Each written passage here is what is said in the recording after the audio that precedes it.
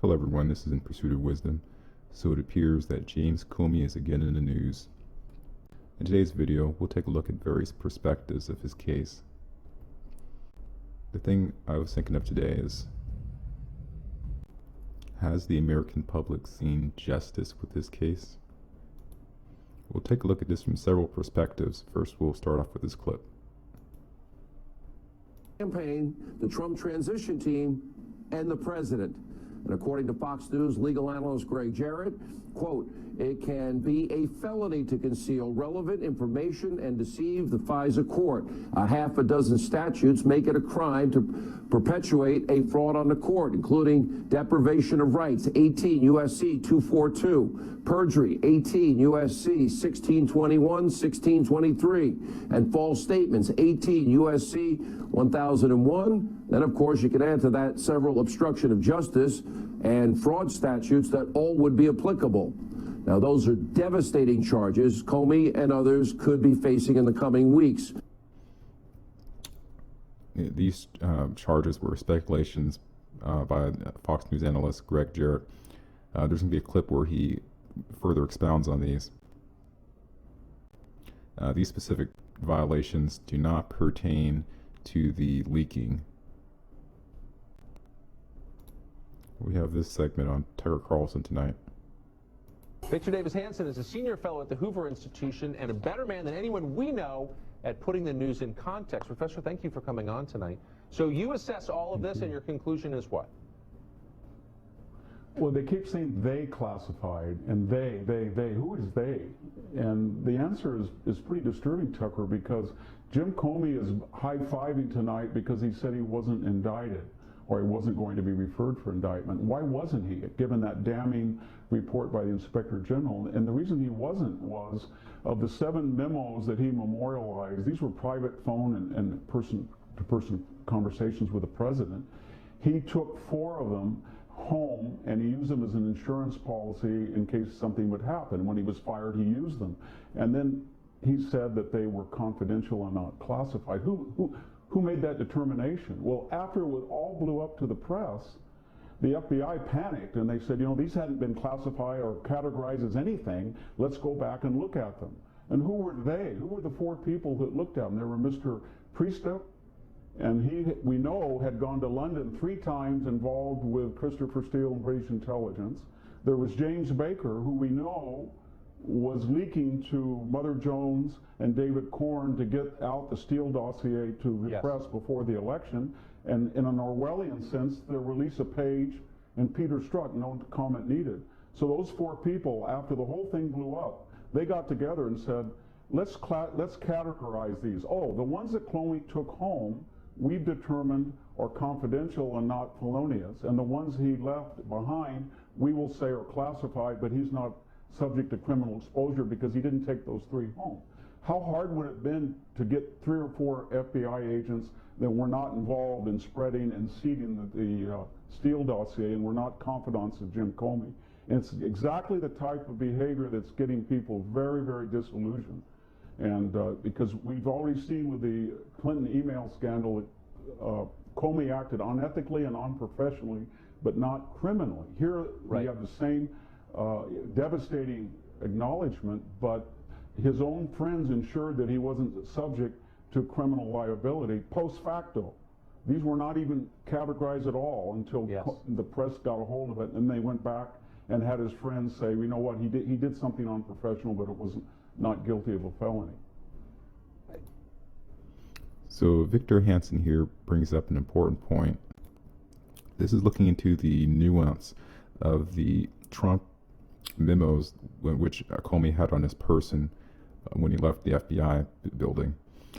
Essentially, Hanson is saying that the Trump memos were not initially classified, or if there was any type of classification, it would just be sensitive or confidential.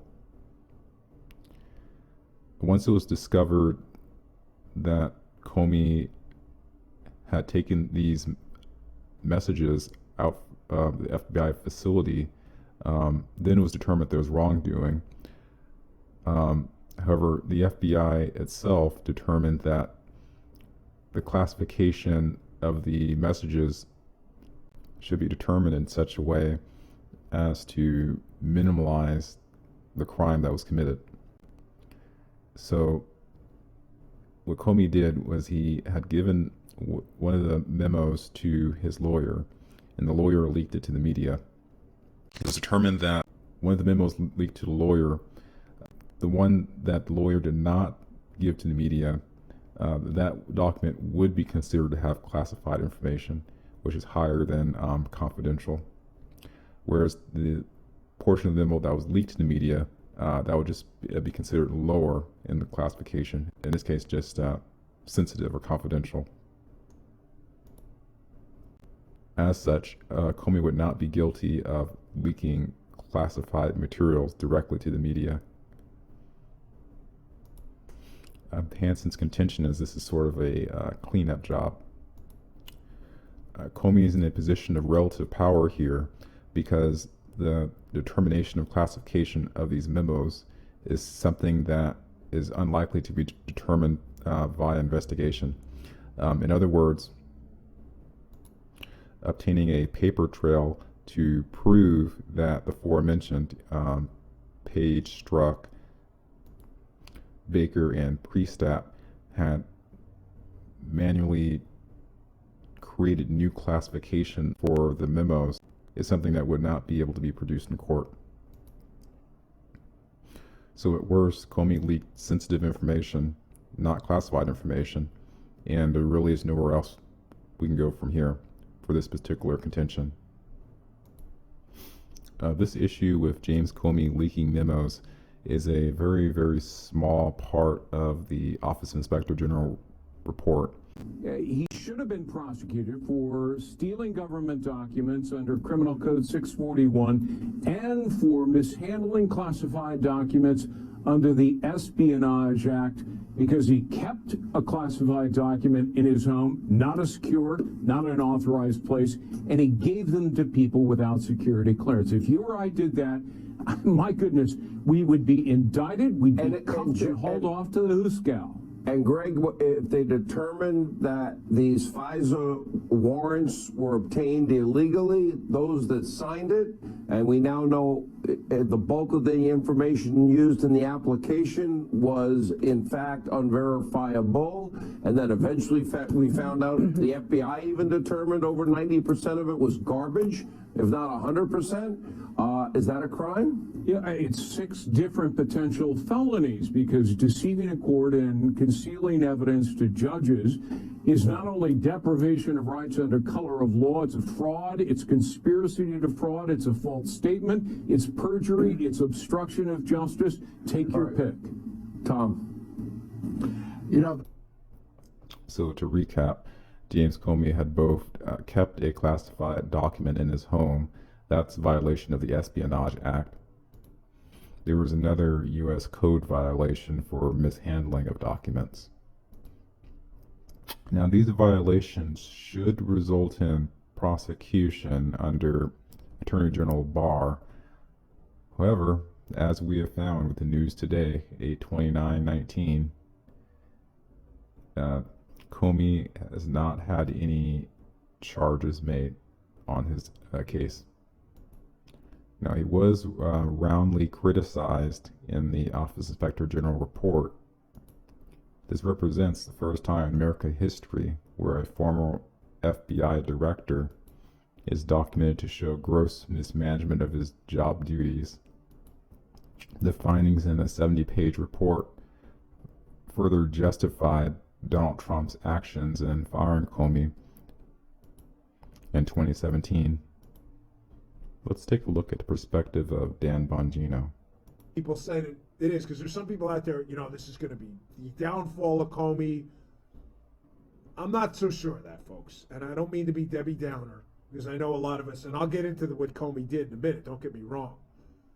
But if it was really that bad, the Justice Department, I believe, would be close to indicting him. And from what I reported to you 2 weeks ago, they passed. They punted the football on indicting Comey or charging Comey. So I know, again, I don't mean to be Debbie Downer, but I find myself in a precarious situation when I report these stories to you. And let me just tell you why. When I talk about this stuff, I get great emails, but I always get a few negative ones, and the gist of them are this: nothing's gonna happen, Dan. I'm tired of this. Whatever. I like your show, but nothing's happening, and I'm done. And then, Now, how many of you come across these phrases when you're reading the comment section of various news articles, or let's say you're perusing Twitter or some of those other platforms? See all these comments: justice is never going to be served. They call them the deep state for a reason. That type of commentary has been on full blast today in the wake of findings of no charge for Comey, despite the violations Jarrett had highlighted in that previous video. Let's finish this. but nothing's happening, and I'm done. And then I report that stuff is happening, like I think Andy McCabe is likely to be indicted. There's no reason his attorneys would be meeting with the Deputy Attorney General, in other words, right? And other people. And then I report that, and people are like, it's not enough. Well, what do you want me to do? I'm here to report to you the facts. I'm not the prosecutor. And then when I said to people, I didn't think a lot of these people were going to go down in that viral speech I did, I said that people are like, what are you talking about, Dan? Everybody's going down. Well, folks, what is it? Either we're reporting on what's happening where people are getting investigated and potentially indicted like McCabe, or we're not. Like, you can't have it both ways. I'm just giving you the truth. Right. Now, on Comey, so that's the bad news. The bad news is they already punted on indicting him. So I'm not sure how damning, legally speaking, the story's going to be. So we have this article. Comey demands apology despite DOJ watchdog revealing he violated FBI policies. So James Comey has come out on Twitter essentially stating that he's been smeared in the media because of thoughts that he leaked classified materials, and now he wants the public, he wants Donald Trump, he wants all relevant parties to say, I'm sorry. Let's take a look at his Twitter feed here.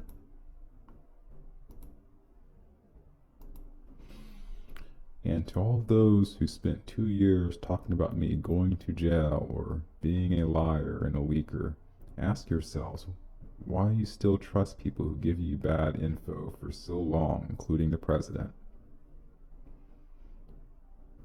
DOJIG found no evidence that Comey or his attorneys released any of the classified information contained in any of the memos to members of the media. I don't need a public apology for those who defamed me, but a quick message with a sorry we lied about you would be nice. I have to say, James Comey is a genius at control of public image. He's specifically using these communications to state his ideas that are most likely going to align with the slanted Twitterverse. He's hoping that when individuals go to his Twitter account to see how he reacts, that they'll leave his page with the notion that classified information was not released to the media on his part and that he's been defamed. Those aligned with him will retweet this sentiment endlessly, and it will be to such an extent that it will carry over into the news media, who will then display his tweets in their programs. This creates a narrative. In this case, I'm using a term to describe an emphasis on the aspect of Comey not releasing classified information. As long as that's the emphasis, that is what all the quote-unquote casuals who watch the news media are going to take away when they're seeing James Comey coverage. He's hoping that they take that idea away and that they don't take away the idea that he leaked sensitive information, or the idea that he had possession of classified information in his home, or the idea that he mishandled FBI documents. This strategy, and especially his verbiage, appears a little, I would say, arrogant, but due to the fact that the establishment wants to sympathize with him, and that there are numerous never-Trumpers in the Twitterverse who are trying to find anything to sympathize with him about, to further sully the Dark Master, Drumpf. They will cling to these words on his Twitter page. It's a very brilliant strategy. He knew exactly which verbiage to use. He knew exactly how to emphasize his message.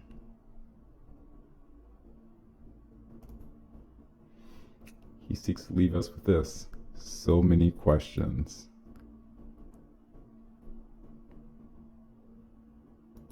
When I look at everything in context, specifically, how the individual Roger Stone had a raid at 5 in the morning over something comparatively minor to Comey's issue, I'm very tempted to draw a conclusion from this event today that the alleged storm is not going to come. I can't say that for sure. One possible reality is that Andrew McCabe will be in trouble for his various indiscretions, and the rest of the coup to oust Trump in late 2016 and then to remove him in early 2017 will ultimately not receive any full accounting. You can throw around words like espionage and treason, but ultimately it's the Justice Department that will make the decision to charge any given party. And as you would expect, there's a lot of back pressure to prevent the Justice Department from actually creating a charge. So we have the McCabe gets charged and that's it reality, or we have the slow brewing storm reality where eventually the FISA memos come out and eventually Comey is charged with something. Hillary Clinton is requested for deposition. Barack Obama is requested for deposition. The alphabet channels are very confused about how to cover all these happenings. I'd say that's definitely the more exciting reality, but you gotta think about probability. How probable is it to occur? Well, that's my video. If you like, don't hesitate to hit the subscribe button. Give a thumbs up, give a thumbs down, chastise me in the comments. Whatever floats your boat. Take care.